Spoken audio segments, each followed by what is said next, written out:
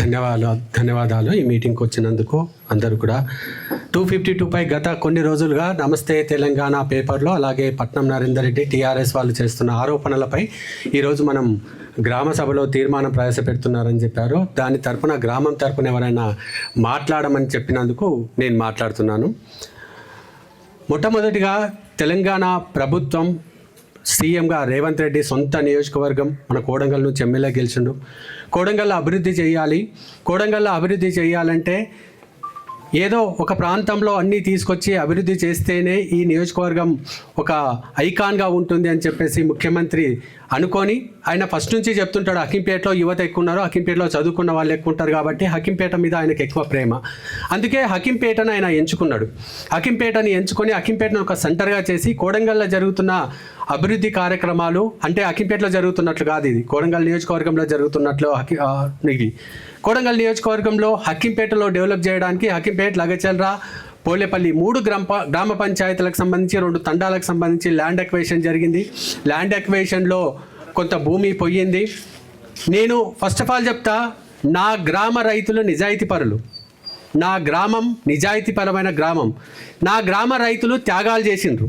ఎందుకంటే కోడంగల్లో జరగాల్సిన అభివృద్ధికి హకీంపేట గ్రామంలో రేడియల్ రోడ్కు, ఇండస్ట్రియల్ కారిడార్కు, ఎడ్యుకేషన్ హబ్కు సంబంధించి దాదాపు 80% భూమి పోని వాళ్ళు ఎవరన్నా ఉంటే ఏళ్ళ మీద లెక్క పెట్టవచ్చు. హకీంపేటలో అంతమంది త్యాగాలు చేశారు. అంతమంది తమ భూములను కన్నతల్లి కంటే ఎక్కువగా ప్రేమిస్తారు. అలాంటి భూములను త్యాగాలు చేశారు. ఖచ్చితంగా నేను నా గ్రామ రైతులు నిజాయితీ పరులు. మళ్ళీ చెప్తున్నా, ఎవ్వరు ఏ ఒక్క రూపాయి కూడా అన్యాయంగా తీసుకున్నది లేదు. ఒకరిద్దరికి అన్యాయం జరిగిందని చెప్తున్నారు. ఖచ్చితంగా గ్రామ సభ తరపున కలెక్టర్ కూడా డిమాండ్ చేద్దాం.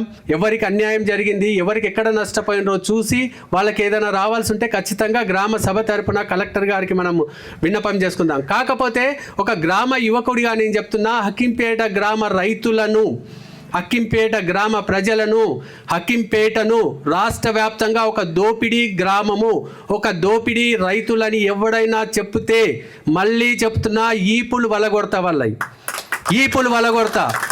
మేము త్యాగం చేసినాం, మా హకీంపేట త్యాగం చేసింది. మా హకీంపేట ఈ నియోజకవర్గం అభివృద్ధి కోసం, ఈ రాష్ట్రంలో అభివృద్ధి కోసం మా హకీంపేట త్యాగం చేసింది. కాబట్టి మమ్మల్ని అభినందించాల్సింది పోయి కొన్ని కుక్కలు అడ్డం దిడ్డం వరుతున్నాయి. ఇక్కడ 2 సమస్యలు. ఒకటి, నా వ్యక్తిగతంగా నాపై చేసిన ఆరోపణలు. 2, గ్రామంపై చేసిన ఆరోపణలు. వ్యక్తిగతంగా నాపై చేసిన ఆరోపణలకు నమస్తే తెలంగాణ పేపర్కు, పట్నం నరేందర్ రెడ్డి ఇద్దరికి చెప్తున్నా, వారం రోజుల్లో మీరు చూస్తారు కదా, చెప్పుతో కొట్టినట్లు సమాధానం మీకు చెప్పబోతున్నా. అన్నీ రెడీ చేస్తున్నా. వారంలో మిమ్మల్ని చెప్పుతో కొట్టినట్లు నేను సమాధానం చెప్పబోతున్నా. అది నా పర్సనల్, నా వ్యక్తిగతం కాబట్టి మీకు ఎవ్వరికి సంబంధం లేదు. ఇక రెండో విషయం, హకీంపేట గ్రామ రైతులు పెద్ద పేపర్ వేసిండ్రు ఒకటి, 252లో ఇంతమంది అని చెప్పేసి. వీడు నరసింహుడు మాట్లాడిండు ఇప్పుడే. వాళ్ళది 2 ఎకరాలు వాళ్ళ అమ్మ పేరు మీద ఉంటుంది. వాళ్ళు పొజిషన్లో ఉన్నారు. వాని పేరు తీసుకొచ్చి ఆడ బాలమ్మ, రామయ్య అని చెప్పేసి వేసిండ్రు. వాడిని అడుగుని వాడు చెప్పుతో కొడతాడా లేదా ఇప్పుడు వాళ్ళని వేసిన వాళ్ళని?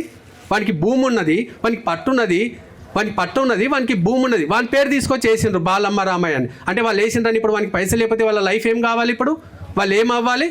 ఇట్లా చాలామంది పేర్లు అక్కడ వేయడం జరిగింది. ఇంకా సర్వే రిపోర్ట్ అతికిమన్నారు. ఖచ్చితంగా మళ్ళీ నేను కూడా డిమాండ్ చేస్తా. ఖచ్చితంగా తొందరలోనే సర్వే రిపోర్ట్ ఇక్కడ పెట్టమని చెప్తా. ఇంకోటి, బాలరాజస్వామి అడిగిండు. బాలరాజస్వామి మీకు కూడా చెప్తున్నా, మీ భూమి జోలికి ఇంకా రాలేదు. నేను ప్రభుత్వానికి, కలెక్టర్కు, గ్రామ పంచాయతీ తరపున విన్నపం చేసినాం. ఎందుకంటే ఆయన ఆవులను పెంచుతున్నాడు కాబట్టి ఆయన ల్యాండ్ వదిలేయండి, ఆయన పశువులు ఆయన చూసుకుంటాడని చెప్పినాం. వాటి జోలికి కూడా రాలేదు.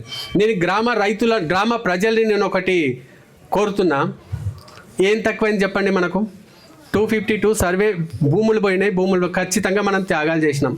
ఇదే కేసీఆర్ 2019లో మల్లన్న సాగర్లో 1,00,000 ఎకరాలు, సిద్దిపేట గజ్వేల్ నియోజకవర్గంలో 1,00,000 ఎకరాలు ల్యాండ్ ఎక్వేషన్ చేసిండు. 1,00,000 ఎకరాలు ల్యాండ్ ఎక్వేషన్ చేస్తే ఆ 1,00,000 ఎకరాలులా అసైన్ భూములకు ఎంత ఇచ్చిండో తెలుసా? 3 లక్షలు ఇచ్చిండు. 2019, మనం 2025లో 26లో ఉన్నాం. 2019లో సర్వే చేసి 3 లక్షలు ఇచ్చిండు అసైన్ భూములకు. అది హైదరాబాద్ నుంచి 60 కిలోమీటర్ల డిస్టెన్స్లో ఉన్న గజ్వేల్లో, హైదరాబాద్ నుంచి 120 కిలోమీటర్ల డిస్టెన్స్లో ఉన్న హకీంపేటలో 20 లక్షలు ఇచ్చిండు. 150 గజాల ప్లాట్ ఇచ్చిండు ఈ రాష్ట్ర ముఖ్యమంత్రి. అంటే ఎవరు మంచి చేసినట్లు? ఆ దొంగ కేసీఆర్ ఫామ్ హౌస్లో పడుకొని 3 లక్షలు ఇచ్చినోడు మంచోడా? అక్కింపేట విలేజ్కి వచ్చి 5 గంటలు రివ్యూ చేసి 20 లక్షలు ఒక ప్లాట్ ఇచ్చిన రేవంత్ రెడ్డి మంచోడా? ఎవరు మంచోళ్ళు? ఇక హైదరాబాద్కి ఆనుకొని మొన్న ఎస్టీల భూములు గుంజుకున్నారు కదా 2022లో వాళ్ళకి ఎంత ఇచ్చిండ్రు? 12 లక్షలు ఇచ్చిండ్రు. 12 లక్షలు ఆడ 3-4 కోట్ల విలువ పోయే భూమిలో 12 లక్షలు ఇచ్చిండు. మన దగ్గర 20 లక్షలు పట్టా ఇచ్చి 20 లక్షలు 150 గజాల భూమి ఇచ్చినాం. నష్టపరిహారంలో నేను గర్వంగా చెప్తా, రాష్ట్రంలో ఎక్కడా లేనంతగా ఈ హకీంపేటలో నష్టపరిహారం ఈ రాష్ట్ర ముఖ్యమంత్రి ఇచ్చిండు. ఇయ్యడమే కాదు ఈ రాష్ట్రంలో ఎక్కడా లేని ఎడ్యుకేషన్స్ అన్నీ కూడా హకీంపేటలో ఈరోజు రాబోతున్నాయి. ఏదో జీవోలు ఇచ్చినా ఏదో పోయినా అని చెప్పలే ఈ రాష్ట్ర ముఖ్యమంత్రి. స్వయంగా రాష్ట్ర చరిత్రలోనే మొట్టమొదటిసారి ఒక 5 గంటల పాటు ఆయన ఇక్కడ కూర్చొని రివ్యూ చేసి పనులను స్పీడప్ చేసి ఈ పనులను స్పీడప్ చేస్తే ఈ హకీంపేట పేరు దేశవ్యాప్తంగా మారుమోగింది. ఏంది ఒక ముఖ్యమంత్రి వెళ్ళి 5 గంటల అడవిలో కూర్చోవడం ఏంది అర్ధరాత్రి దాకా అని చెప్పేసి దేశవ్యాప్తంగా మారుమోగిపోయింది. అరే హకీంపేట పేరు దేశవ్యాప్తంగా మారుమోగడానికి మేము ఎన్నో ప్రయత్నాలు చేసి మా రాష్ట్ర ముఖ్యమంత్రి మాకు సహకరించి మాకు చేస్తే కొందరు స్వార్థాల కోసమా రాత్రికి సిగరెట్ పైసలు మందు పైసల కోసం హకీంపేటను తీసుకెళ్ళి బజార్న పెడతారా? హకీంపేటలో బజార్న పెడతారు. మీకేమొస్తుంది? మా అంటే రాత్రి సిగరెట్కి పైసలు ఇస్తారు, లేదంటే మందుకు పైసలు ఇస్తారు, గంతే కదా. మిమ్మల్ని పావులుగా వాడుకుంటున్నారు. నా హకీంపేట సోదరులకు చెప్తున్నా, మిమ్మల్ని పావులుగా వాడుకొని వాళ్ళు ఆడుతున్న గేమ్ వేరు, మీరు అందులో పావులు అవుతున్నారు. మన హకీంపేటకి ఇప్పటి వరకు జరిగిన అన్యాయం ఏంది? ఎక్కడ అన్యాయం జరిగింది? 252లో ఎవరికి వచ్చింది? ఈ ఊర్లో ప్రతి ఇంటికి తెలుసు. ఇక నేను లైవ్లో ఉన్నా కాబట్టి కొన్ని చెప్పలేను. ఎవరికి ఎట్లొచ్చింది, ఎట్లా తీసుకున్నారు, ఎన్ని పైసలు తీసుకున్నారు, ఆరోపణలు చేస్తున్న మనుషుల ఇండ్లలో ఎట్లగేళ్ళు వచ్చినాయి ఆ పైసలు, ఆ చెక్ ఆ పాస్బుక్లు ఏ సంవత్సరంలో వచ్చినాయి, ఎక్కడికి వెళ్ళి వచ్చినాయి అని చెప్పేసి పూర్తిగా నేను ఇదంతా అవుతుందని చెప్పేసి కలెక్టర్ దగ్గర ఒక రిపోర్ట్ అడిగిన. అంటే మామూలుగా కనుక్కున్నా ఏం జరుగుతుంది అని చెప్పేసి. కనుక్కుంటే సర్వే నెంబర్ 366 252 సర్వే నెంబర్లో మొత్తం భూమి 366 ఎకరాలు. 15 ఎకరాలు స్కూల్ బిల్డింగు రోడ్డు ఉందని చెప్పేసి 15 ఎకరాలు తీసేసిండ్రు. మిగిలిన 15 ఎకరాలు తీసేసిండ్రు. మిగిలిన భూమి 351కి నోటిఫికేషన్ వచ్చింది. 351కి నోటిఫికేషన్ ఇస్తే 38 ఎకరాలు అన్యాక్రాంతం అయిపోయింది. 351 ఎకరాల్లో 38 ఎకరాలు అన్యాక్రాంతమైంది. అంటే కొంతమంది ఇండ్లు కట్టుకున్నారు, కొంతమంది ప్లాట్లు చేసి అమ్మిండ్రు. ఇక తండా వాళ్ళు చాలామంది దాన్ని ఆక్యుపై చేసి అది 2 గ్రామాల మధ్య దీంతో 38 ఎకరాలు వెళ్ళిపోయింది. మిగిలినది 313 ఎకరాలు మాత్రమే ఆ సర్వే నెంబర్ల భూమి ఉన్నది. ఇప్పటికే 280 ఎకరాలకు ఇప్పటికే డబ్బులు ఇచ్చేసారు, అవార్డు ఇచ్చేసారు. ఇంకొక 34 ఎకరాలు ఉన్నాయని చెప్పేసి చెప్పడం జరిగింది. సో ప్రతిదీ కూడా మనం నిలదీస్తున్నాం, ప్రభుత్వాన్ని, అధికారులను నిలదీస్తున్నాం. ప్రభుత్వంలో ఉన్నాం, మేమందరం రేవంత్ అన్న మనుషులం. అయినా కూడా మా గ్రామ ప్రజలకు ఎక్కడ అన్యాయం జరగొద్దు, ఒక్క రూపాయి కూడా ఎక్కడ వదిలిపెట్టొద్దని చెప్పేసి మేము ప్రతిసారి కూడా నిలదీసి హకీంపేటకి ఏం రావాలో అవన్నీ కూడా తీసుకొస్తున్నాం. ఈరోజు రేడియల్ రోడ్డు కూడా చాలామంది భూములు పోతున్నాయి. స్వచ్ఛందంగా మా భూములు కూడా, మా తాత మాకు సంపాదించిన భూములు కూడా ఈరోజు రేడియల్ రోడ్లో పోతున్నాయి. ఇయ్యక తప్పదు, ఎందుకంటే ఇప్పుడు కాకపోతే ఇంకెప్పుడు అభివృద్ధి చేసుకుంటాం. ఇప్పుడే రాష్ట్ర ముఖ్యమంత్రి ఉన్నాడు కాబట్టి మనకు ఎంతో కొంత అభివృద్ధి జరుగుతున్నది. ఈ రోజే మనం అభివృద్ధి చేసుకోవాలి కదా. కొంత మనం నష్టపోతుండొచ్చు, కాకపోతే మన భవిష్యత్తు తరాలు అయితే లాభపడతాయి కదా. మనం ఇంటర్ చదువుకోవాలంటే కోజికి సైకిల్ మీద పోవాల్సిన పరిస్థితి కదా. మనం డిగ్రీ చదవాలంటే ఈ ఏరియాలో డిగ్రీ ఎక్కడ ఉందో కూడా తెలియని పరిస్థితి మనకు. మహబూబ్నగర్, తాండూర్ లేదా హైదరాబాద్, అలాంటి పరిస్థితి నుంచి మనం ఈరోజు నడుచుకుంటూ పోవచ్చు కదా. డిగ్రీకి ఇంజనీరింగ్ ఇక్కడే చేయొచ్చు, మెడికల్ ఇక్కడే చేయొచ్చు. ఏం లేదు మన ఊర్లో లేనిదేదో చెప్పాలంటే మనం సెర్చ్ చేయాలి గూగుల్లో పోయి, మా ఊర్లో ఇది లేదు అని చెప్పేసి. అట్లా అన్ని ఈ ఊరికి వచ్చేసినాయి కదా. ఇప్పుడే 100 మంది దాకా అక్కడ పనిచేస్తున్నారు, వర్క్ నడుస్తుంటేనే. రేపు అవన్నీ కంప్లీట్ అయితే ఈ ఊరు కానీ, పోలేపల్లి కానీ, లగచర్ల కానీ ఒక్క మనిషి అన్న మిగులుతాడా? పని లేని వాళ్ళంటూ మిగులుతారా? అందరికీ పని వస్తుంది కదా, అందరికీ ఉపాధి వస్తుంది కదా, చదివి ఇక్కడే చదువుకోవచ్చు కదా, ల్యాండ్ అక్వేషన్ నిజాయితీగా జరిగింది కదా, అందరికీ డబ్బులు వచ్చినాయి కదా, మంచి ప్యాకేజీ ఇప్పించినాం కదా, పార్టీలకు అతీతంగా అన్నీ జరిగినాయి కదా, నిజాయితీ పరులైన ఆఫీసర్లు ఉన్నారు కదా. పోనీ ఈ ఊరికెళ్ళి అధికారం వచ్చినాక నేను గ్రామ ప్రజలు నడుతున్నా, ఒక్కరి మీద నన్న కేసు పెట్టించినామా? ఒక్కరి మీద నన్న దాడులు చేసినామా? ఒక్కరినన్నా భయానికి గురి చేసినామా? అరే ఇంత మంచిగా ఊరిని చూసుకుంటూ ఇంత అభివృద్ధి చేస్తుంటే సిగరెట్ పైసలు, మందు పైసల కోసం ఇంటి గుట్టు నువ్వు రట్టు చేస్తామంటే ఎట్లయితుంది? ఎందుకు ఊరుకుంటారు? ఎందుకు ఊరుకుంటారు? నేను యాక్చువల్గా ఈ గ్రామ సభ తరఫున ఒక డిమాండ్ చేద్దామనే వచ్చిన. నా గ్రామ రైతులు నిజాయితీ పరులు, మా గ్రామ రైతులు త్యాగాలు చేసిండ్రు, మా గ్రామ రైతులను, మా గ్రామాన్ని పొగడాలి. హకీంపేట్ లూటీపేట్ కాదు. అరే చెత్త నా కొడుకులారా, హకీంపేట్ లూటీపేట్ కాదు, హకీంపేట్ త్యాగాల ఊరు. ఇది త్యాగాలు చేసింది ఈ ఊరు. ఈ ఊరిని త్యాగాలు చేసిన ఊరులా చూడాలి.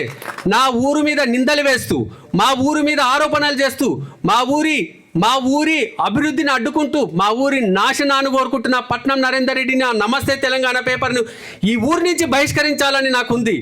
ఈ ఊర్లో వాళ్ళతో మాట్లాడినోని ఈ ఊరి ద్రోహిగా చూడాలని నాకుంది. కాకపోతే మనం ఒక చట్టాన్ని రాసుకున్నాం, ఒకరిని బహిష్కరించలేము, ఒక పేపర్ని బహిష్కరించలేము కాబట్టి అది చేయలేకపోతున్నాం. లేకపోతే నేను ఖచ్చితంగా ఈ గ్రామ ప్రజల తరపున ఆ పట్నం నరేందర్ రెడ్డిని ఆ పేపర్ను బహిష్కరించమని చెప్పేవాడిని. కాకపోతే చట్టం అది లేదు. మేము చట్టం ప్రకారం పోతాం, మేము న్యాయం ప్రకారం పోతాం. కాబట్టి వాళ్ళని ఖచ్చితంగా ఈ గ్రామ శత్రువులుగా, ఈ గ్రామ అభివృద్ధిని అడ్డుకుంటున్న నరరూప రాక్షసులుగా గుర్తించమని చెప్పేసి నేను ఈ ఉప సర్పంచ్ గారిని, ఈ గ్రామ పంచాయతీని కోరుతున్నా. అరే మేము ఏం అన్యాయం చేసినాం? ఎందుకు మా ఊరి మీద పడ్డారు? మీకు రాజకీయాలు ఉంటే హైదరాబాద్లో చూసుకోండి, లేదా మా దగ్గర ఏదైనా అవినీతి అయితే వెళ్ళి ఆర్టీఐ చట్టం కింద వేయండి, లేదా కోర్టులో కేసులు వేయండి. పేపర్లలో రాస్తారా హకీంపేట్ లూటీపేట? ఎవడరా మీకు చెప్పింది? ఒక్క చిన్న పేపర్ ఇయ్యండి అని ఎన్నిసార్లు అడిగినా, ఒక్క చిన్న పేపర్ ఏంటి, ఫలానా అవినీతి ఊర్లో జరిగిందని చిన్న పేపర్ అడిగిన, సాక్ష్యం అడిగిన, 10 రోజులుగా అడుగుతున్నా, ఒక సాక్ష్యం ఇవ్వండి. అనవసరంగా మా మీద నిందలేకుండి, మా రైతులు ఇప్పటికే నష్టపోయినరు, మా రైతులు ఇప్పటికే త్యాగాలు చేసిండ్రు, ఎందుకు అని చెప్పేసి చిన్న పేపర్ అడుగుతున్నా. ఈ రోజు దాకా ఒక చిన్న పేపర్ కూడా ఈరోజు మాకు ఇప్పటిదాకా కూడా ఇవ్వలేదంటే మీరు చేస్తున్న ఆరోపణలు ఇదే కదా. మా ఊరోలే కదా ఇవి చెప్తున్నది. వాళ్ళని మా ఫ్రెండ్స్ అడిగిందంట, ఏందిరా ఎందుకు ఇదంతా ఇంత డెవలప్ జరుగుతుంది, ఇప్పుడే 100 మంది ఆడ పని చేస్తున్నారు, అంత మంచి ఎడ్యుకేషన్ అబ్బు సీఎం గారు వచ్చి చేసిపోయిండ్రు కదా అంటే ఏమొస్తుంది? మమ్మల్ని బ్లేమ్ చేయమని చెప్పిండు పట్నం నరేందర్ రెడ్డి. ఏదన్నా ఎంత ఖర్చు అన్నా కాదు బ్లేమ్ చేయండి రా అన్నాడు. బ్లేమ్ చేస్తే బ్లేమ్ అవుతామా? నిజాయితీ ఎప్పటికీ నిలబడుతుంది. మీరు బ్లేమ్ చేసినంత మాత్రం నా కాలేజీలు ఆగుతాయా కట్టడమాడ? మీరు బ్లేమ్ చేసినంత మాత్రం నా కంపెనీలు ఆగడం మాంతాయా? మీరు బ్లేమ్ చేసినంత మాత్రాన మా ఊరి పిల్లలు రేపాడ ఇంజనీరింగ్ మెడికల్ చదవకుండా ఆగుతారా? మీరు బ్లేమ్ చేసినంత మాత్రాన మా వాళ్ళకు ఉద్యోగాలు రాకుండా ఆగుతాయా? మీరు బ్లేమ్ చేసినంత మాత్రాన మేము హైదరాబాద్కు 40 నిమిషాల్లో పోగలుగుతాం. ఇవన్నీ అభివృద్ధి మీరు ఆపగలుగుతారా? మేము కట్టిన కాలేజీలు కూల్చగలుగుతారా? మా ముఖ్యమంత్రి గారు కడుతున్న కంపెనీలు మీరు కూల్చగలుగుతారా? మా ముఖ్యమంత్రి గారు చేస్తున్న అభివృద్ధిని మీరు చెరిపేయగలుగుతారా? ఏం చేయగలుగుతారు? రాత్రికి సిగరెట్ మందు దాగి నడి రోడ్లపై కూర్చొని ఒర్లుడు తప్ప ఏం చేయగలుగుతారు? నేను అడుగుతున్నా లాస్ట్ 5 సంవత్సరాల్లో హై స్కూల్కు కాంపౌండ్ వాళ్ళు తీసుకురాలేకపోయినారు. వాళ్ళు లాస్ట్ 5 సంవత్సరాలలో కాంపౌండ్ వాళ్ళు తీసుకురాలేకపోయినారు. నేను గర్వంగా చెప్తా, తెలంగాణ ప్రభుత్వం వచ్చినాక మన ఊరు గ్రామ జనాభా ఎంత? 2000 గ్రామ జనాభా. మనకు వచ్చిన నిధులు తెలుసా? 21 కోట్లు. కేవలం 21 కోట్లు. 2000 జనాభా ఉన్న ఈ గ్రామానికి నేను ఎడ్యుకేషన్ హబ్బు, ఇండస్ట్రియల్ కారిడార్ కలపట్లేదు. నా గ్రామ పంచాయతీకి ఇప్పటి వరకు వచ్చిన ఫండ్ 21 కోట్ల రూపాయలు వచ్చినాయి. ఏ గ్రామ పంచాయతీకి వచ్చినాయి? ఎక్కడొచ్చినాయి చెప్పండి. నేను మొత్తం రాష్ట్ర వ్యాప్తంగా తీయండి. ఏ గ్రామ పంచాయతీకి 21 కోట్ల రూపాయల ఫండ్ వచ్చిందో. నిన్నగాక మొన్న హకీంపేట కాలేజీకి 10 కోట్ల రూపాయలు శాంక్షన్ చేసింది. హకీంపేట స్కూలుకు నర్సరీ నుంచి ఇంటర్ వరకు దాన్ని తెలంగాణ పబ్లిక్ స్కూల్గా మారుస్తూ 10 కోట్ల రూపాయలు మంజూరు చేయడం జరిగింది. ఇవన్నీ లిస్ట్ ఇప్పటికే మన పంచాయత్ సెక్రటరీ స్టార్టింగ్లోనే చదివి వినిపించడం జరిగింది. ఇక్కడ ఏ ఊర్లో కమ్యూనిటీ హాల్స్ ఉన్నాయి? నేను 4 కమ్యూనిటీ హాల్స్ తీసుకొచ్చిన ఈ ఊరికి. ఇప్పటికే 4 కులాలకు 4 కమ్యూనిటీ హాల్స్ తీసుకొచ్చిన. నేసే వాళ్ళ కోసం ఒక షెడ్డు తీసుకొచ్చినాం. ఎవరికి ఏం తక్కువ తెచ్చినాం? ఎస్సీల కమ్యూనిటీ హాల్ అని చెప్పేసి పేపర్ మీద చూపించి కొబ్బరికాయ కొట్టిపోయిన పట్నం నరేందర్ రెడ్డి మా ఎస్సీల కమ్యూనిటీ హాల్ నేను అడగడుతున్నానో లేదో చూపిస్తా. 30 లక్షల రూపాయలు శాంక్షన్ చేసి కమ్యూనిటీ హాల్ కడుతున్నా. కమ్యూనిటీ హాల్గా మినీ ఫంక్షన్ హాల్గా కట్టిస్తామని మాట ఇచ్చినాం. మినీ ఫంక్షన్ హాల్గా కట్టిస్తున్నాం. ఈరోజు నాయి బ్రాహ్మణుల కోసం కడుతున్నాం, ఈరోజు యాదవుల కోసం కడుతున్నాం, ఈరోజు ముదిరాజుల కోసం మేము కడుతూ ఉన్నాం. ఏ ఊర్లో ఉన్నాయి కమ్యూనిటీ హాల్స్? ఈ ఊర్లో వచ్చినాయి కదా, ఈ ఊర్లో ఉంది కదా. ఏ ఊర్లో ఐమాక్స్ లైట్లు 8 ఐమాక్స్ లైట్లు ఉంటాయి? ప్రతి ఊరుకు 2, 3 వచ్చినాయి కదా. హకీంపేటలో 8 ఐమాక్స్ లైట్లు తీసుకొచ్చినాం కదా. హకీంపేటలో సీసీ రోడ్డు లేని ఇది చూపిండి. ప్రతి టీఆర్ఎస్ నాయకుడు నా ఇంటికి ఆనుకొని సీసీ రోడ్డు అంటే మనం బిల్లు ఆలోచన చేయలే, ఏది ఆలోచన చేయలే. ఆ టీఆర్ఎస్ నాయకుడు ఇంటికి ఆనుకొని సీసీ రోడ్లు వేసినాం. చెప్పండి, ఇక్కడ టీఆర్ఎస్ నాయకులు ఉంటారు. మీ ఇంట్లోకి ఏ ఇంటికి నేను సీసీ రోడ్ వేయలేదు? ఏ ఇంటికాడ సీసీ రోడ్ వేయడానికి మేము డబ్బులు అడిగినాం? ఏ రేషన్ కార్డుకు మేము డబ్బులు అడిగినాం? ఏ సంక్షేమ కార్యక్రమానికి రేపు మేము అడిగినాం డబ్బులు? ఎక్కడ లేని ఇండ్లు కూడా మన దగ్గర వస్తున్నాయి కదా. ఏంది నేను చేసిన పాపం ఏంది? వీళ్ళందరూ నా మీద పడి ఎందుకు ఏడుస్తున్నారు? నేను గ్రామ పంచాయతీలను మా అక్కలను చెల్లెళ్ళను అన్నలను తమ్ముళ్ళను అడుగుతున్నా, నేను అభివృద్ధి చేయడం తప్ప? ఈ అక్కింపేట ఎట్లుండే 3 ఏళ్ళ కిందట? అక్కింపేట ఎట్లుండే 3 ఏళ్ళ కిందట? మనకు ఆరోగ్యం బాగా లేకపోతే తుంకిమెట్లకు పోవాలంటే ఆ రోడ్లో ఎట్లా పోతుంటిమే? కోజికి పోవాలంటే ఏంది? కోజికి పోవాలి కదా, కోజిల్ హాస్పిటల్ అంటే మళ్ళీ మహబూబ్ నగర్ పోవాలి కదా. మన రోడ్లు ఎంత దారుణమైన రోడ్లు ఉండే.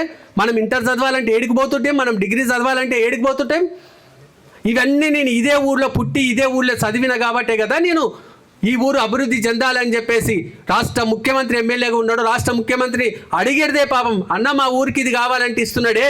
అసంటి రాష్ట్ర ముఖ్యమంత్రి కుటుంబం పైన ఈ చెత్త నా కొడుకులు చెత్త వార్తలు రాస్తుంటే చూస్తూ ఊరుకోవాలన్నా? ముడ్డి మీద తన్నేది లేదా?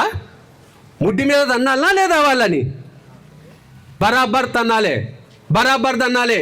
నాకు నా గ్రామ అభివృద్ధే ముఖ్యం, నాకు నా గ్రామ ప్రజలే ముఖ్యం.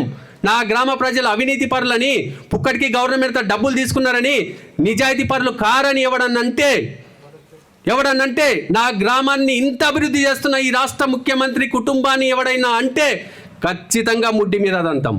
మళ్ళీ చెప్తున్నా, ఈ మాట అన్నందుకు మీ కోపం వచ్చి నా మీద చెత్త వార్తలు రాసినావు కదా, నీకు మళ్ళీ చెప్తున్నా, ఎన్నిక్కి పోయేదే లేదు. నీ పాత గవర్నమెంట్లో మీ తాత కేసీఆర్ ఉండే కదా, 14 కేసులు పెట్టిండ్రు నా మీద, 14 కేసులు. ఈ రోజుకు తిరుగుతున్న కేసుల మీద. నీ గవర్నమెంట్లో నా మీద 14 కేసులు పెట్టి పోలీసులను నా మీదకి పంపిస్తే చెదరలేదు, బెదరలేదు. ఈరోజు నా మీద చెత్త వార్తలు రాస్తావా బిడ్డ? వారంలో నిన్ను చెప్పుతో కొట్టిన సమాధానం నీకు నేను చెప్పబోతున్నా. చెప్తా, నీ చేత్తోటే నాకు క్షమాపణలు చెప్పిస్తా, చూసుకుంటా ఉండు. ఇక మనం ఆ రోజు గ్రామ సర్పంచ్ ఎన్నికలప్పుడు ఇక్కడే పెట్టినాం, మనం మీటింగ్ పెట్టినా. మీటింగ్లో చెప్పినా నేను, సర్పంచ్కు 6,500 జీతం వస్తుంది, మేము ముగ్గురికి ఇస్తాము. హనుమాన్ సాయప్ప మా కుటుంబంతో ఎప్పటి నుంచో ఉన్నాడు కాబట్టి ప్రతి నెల 2,500 రూపాయలు హనుమాన్ సాయప్పకి ఇస్తాం. అట్లాగే బాలమ్మకు 2,000 రూపాయలు, ఏదుల రామ్లమ్మకు 2,000 రూపాయలు మనం ఇస్తామన్నాం. 6-7 నెలల జీతాలు మొన్న వచ్చినాయి. ఎక్కడున్నారు? బాలమ్మ ఎటుపోయింది?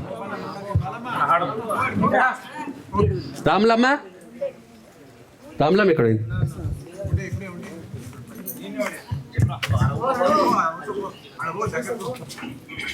సాయప్ప, హనుమాన్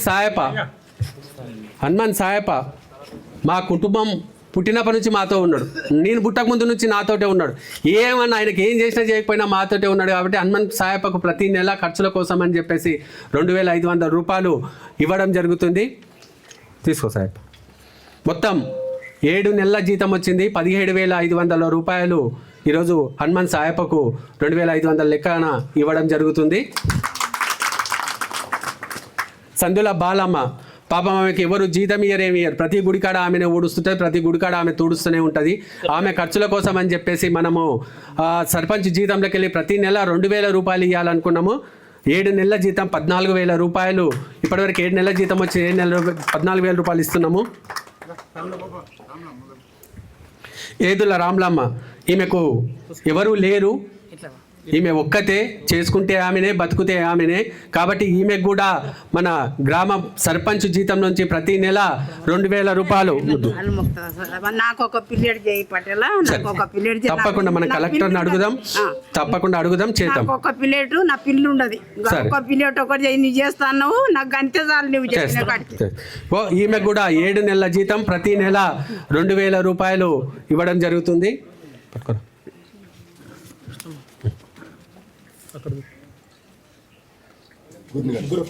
ఇట్లా రండి.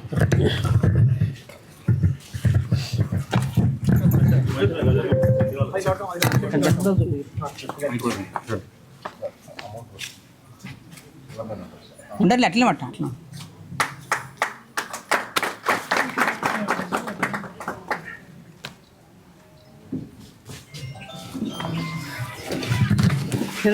పట్టేలా ఇక ఇది ఒక్క పిల్లెట్ చేసి కాలు మొత్తం నా పిల్లు ఉండదు. ఏమనుకున్నాకు ఇక ఒక పిల్లెట్ రాయి కూర్చో. సో నేను గ్రామం తరపున గ్రామ పంచాయతీని మాత్రం అడుగుతున్నా, ఈ గ్రామ అభివృద్ధి కోసం, ఈ గ్రామ పేరు రాష్ట్ర వ్యాప్తంగా మారుమోగడం కోసం మేము విశ్వ ప్రయత్నాలు చేస్తున్నాం. మేము ముఖ్యమంత్రిని అడుగుకుంటున్నామా, ఏం చేస్తున్నామా? ఆయనకు అక్కింపేట మీద ఒక విజన్ ఉంది, ఆయన అక్కింపేట అంటే ప్రేమ ఉంది, కోడంగల్ని అభివృద్ధి చేయాలని చెప్పేసి ఆయన కృత నిశ్చయంతో ఉన్నాడు. కాబట్టి ఈరోజు ఈ గ్రామం ఈ స్థాయిలో మనకున్నది. ఖచ్చితంగా ఇంకొక విషయం కూడా మీకు చెప్పాలి.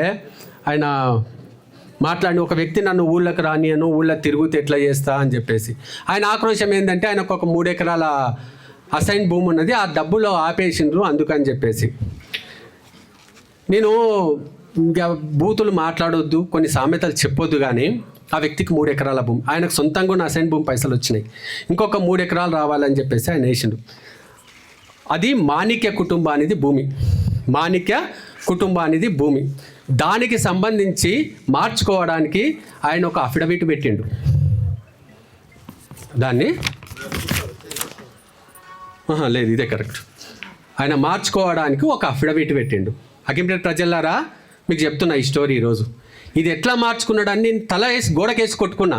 ఎందుకంటే వారసుడు కాదు, వారసులు వేరోళ్ళు ఉన్నారు, వాళ్ళకు కాకుండా మాణిక్యుల భూమి సామలోళ్ళకి ఎట్లా పోయిందని చెప్పేసి తల గోడకేసి కొట్టుకుంటే నాకు అర్థం కాలే.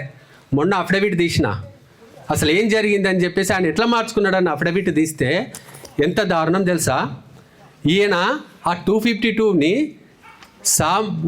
మాణిక్య బాలకిష్టాయ భూమి అది ఉంటే కుమ్మరి బాలకిష్టయ్యగా అఫిడవిట్ కొట్టించిండు. కుమ్మరి బాలకిష్టయ్య పెద్ద భీమయ్యనంట. కుమ్మరి బాలకిష్టయ్య పెద్ద భీమయ్య. వీళ్ళది ఏ విలేజో తెలుసా? లగచెర్ల విలేజ్ అట వీళ్ళది. సర్వే నెంబర్ ఎక్కడదట తెలుసా? 252 లగచెర్ల సర్వే నెంబర్ అట. ఇది Lagacherla survey number 252 survey number.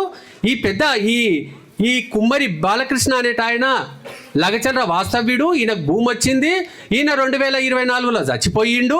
ఈయనకు మేనల్లుడు సామలి బాలయ్య మేనల్లుడు అవుతాడు, అల్లుడవుతాడు. సో పెద్ద బాలకిష్టయ్య భూమి సామలి బాలయ్యకు మార్చుండి అని చెప్పేసి అఫిడవిట్ ఇచ్చిండు. అరే 252 అకింపేటది కదా, లగచెర్లది ఎట్లయింది? ఇది సామలి మన మాణిక్య కుటుంబానిది కదా, ఇక్కడ కుమ్మరి బాలకిష్టయ్య పేరు ఎట్లా వచ్చింది? ఈ కుమ్మరి బాలకిష్టయ్య అనే వ్యక్తి కనీసం ఆ లగచెర్లలో నన్ను ఉన్నాడేమంటే ఆ లగచెర్లలో కూడా ఆ పేరుతోటి ఎవరు లేరు. లగచెర్లలో కూడా ఎంక్వైరీ చేసిన ఈ కుమ్మరి బాలకిష్ట ఎవరైనా లగచెర్లలో ఉన్నారా అంటది, లేడు. అంత దొంగతనంగా ఇది కూడా ఏం చేసిండ్రంటే సామల్ బాలయ్య రేపు చచ్చిపోతాడంటే ఈరోజు సామల్ బాలయ్య పేరు మీద చేపించిండ్రు దీన్ని. ఈ ఫేక్ అఫిడవిట్ పెట్టి సామల్ బాలయ్య రేపు చచ్చిపోతాడంటే ఈరోజు సామల్ బాలయ్య పేరు మీద పెట్టించి తెల్లారే సామల్ బాలయ్య పేరు మీద నుంచి ఆయన కొడుకుకు మారిపోతున్నది ఇది. అరే ఇంత అన్యాయమా? అక్కడ తల్లి తండ్రి చనిపోయిన 2 పిల్లలు ఉన్నారు, వాళ్ళకి చెందాల్సిన భూమి, మాణిక్య కుటుంబానికి చెందాల్సిన భూమిని ఇంత పచ్చిగా అఫిడవిట్ పెట్టేసి Lagacherla survey number 252 Lagacherla survey నెంబర్లో లగచెర్లకు సంబంధించిన కుమ్మరి బాలకిష్ట ఇది భూమి, ఆయనకు సామల్ బాలయ్య అల్లుడవుతాడు కాబట్టి సామల్ బాలయ్యకి ఇది చెయ్యండి అని చెప్పేసి అఫిడవిట్ పెట్టేసి తండ్రి రేపు చచ్చిపోతాడంటే ఈరోజు డేట్ తోటి రిజిస్ట్రేషన్ చేయించుకొని మళ్ళీ ఆ రిజిస్ట్రేషన్ తన పేరుకి చేసుకొని అప్పుడు ఎవరు దానయ్య అని ఒక ఎంఆర్ఓ పచ్చి లంగా ఏసీబీ రైట్స్లో దొరికిండు.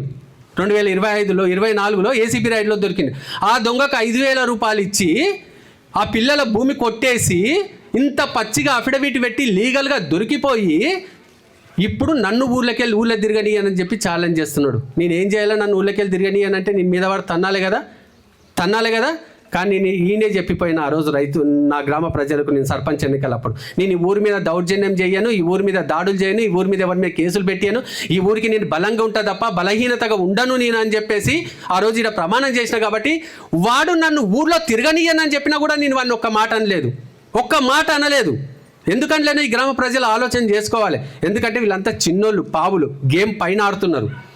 ముఖ్యమంత్రి అభివృద్ధి చేస్తున్నాడు, అభివృద్ధిని అడ్డుకోవాలని చెప్పేసి పైన కొన్ని దుర్మార్గులు గేమ్ ఆడుతుంటే సిగరెట్ పైసలు మందు పైసల కోసం ఈడ వాళ్ళు పావులుగా మారిండ్రు. ఇక్కడ వీళ్ళకి తెలుస్తలేదు, వీళ్ళు తీసుకునే సిగరెట్ పైసలు మందు పైసలతో అకింపేట భవిష్యత్తు నాశనం అవుతుందని వీళ్ళకి అర్థం అవుతలేదు.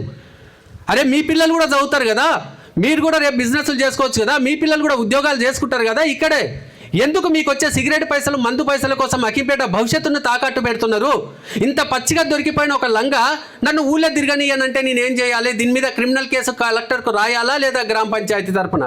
మా గ్రామ పంచాయతీలు ఇద్దరికి అన్యాయం జరిగింది, ఇగో ఫేక్ అఫిడవిట్ పెట్టేసి తను రిజిస్ట్రేషన్ చేసుకున్నాడు కాబట్టి యూసుఫ్ నువ్వు సంతకం పెట్టినావు. యూసుఫ్ ఇంట్లో ఎందుకు పెట్టినావు సంతకం?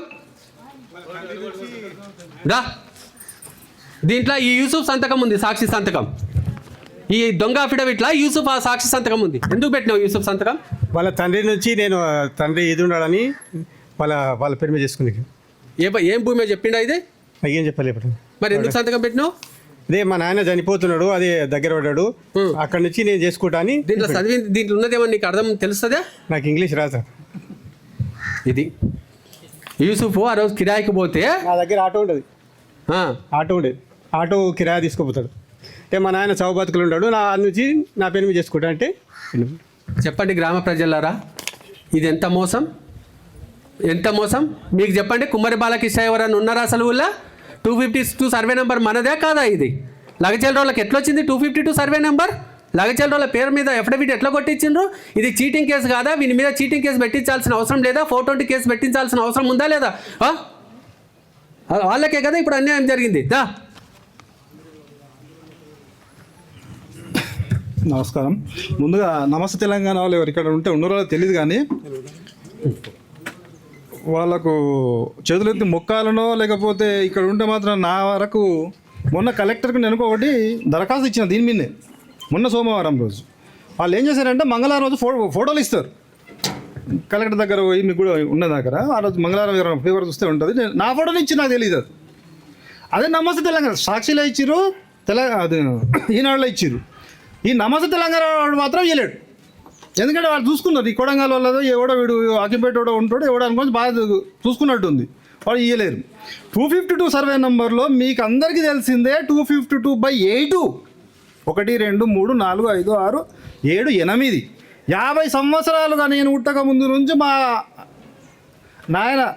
నాయనల ఉమ్మడి కుటుంబం ఉన్న ఆస్తి మేము ఉన్నది. మా పెద్దమ్మ నుంచి అందులో వచ్చింది, వాళ్ళ లేరు, మేము మీకు అందరూ తెలిసిందేగా. ఎవడో కుమ్మరయ్య పేరు బాలకృష్ణ అని చెప్పేసి ఉన్నారో లేదు ఇక్కడ తెలియదు.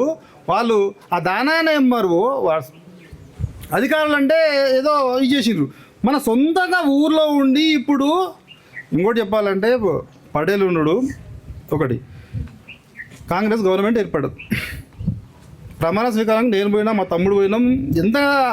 మాకు ఎంత అభిమానం వచ్చిందంటే మన ఎమ్మెల్యేగా మన సొంత కోడంగల్ నియోజకవర్గం ఒక సీఎం పోస్ట్ అన్నప్పుడు ఎంత ఉంటుంది. మనం ఎన్ని సంవత్సరాలు చూసినాం. గురునాథ్ రెడ్డి పీరియడ్ల కాడ నుంచి నందాల వెంకటయ్య పీరియడ్ మేము చూసినాం. ఏది అభివృద్ధి చెందలే. Okay right, thank you. అయితే సీఎంగా ఉండి మనకి సీఎం అనేటోడు మనకు ఇక్కడ పార్టీలు లేవు. ఒకటి విషయం గుర్తుంచుకోండి గ్రామ ప్రజలారా, పార్టీ లేదు, వాస్తవమే మీరన్నది. అభివృద్ధిని అడ్డుకోకండి. ఈ 252 సర్వే నెంబర్లో ఏదో చెవాకులు అయిపోతుంది. చెవాకులు వేరుతున్నారు. మీకు పటేల్ ఒకటి ఉదాహరణ చేసిండ్రు, ఆ ఉదాహరణలో నాది ఉంది. మీకు అందరూ తెలుసు ఆ భూమి ఎవరిదో మీకు తెలుసు. ఇటువంటి చెప్తా ఉన్నారు, నన్ను నమ్మకండి మీరు. చెప్పండి.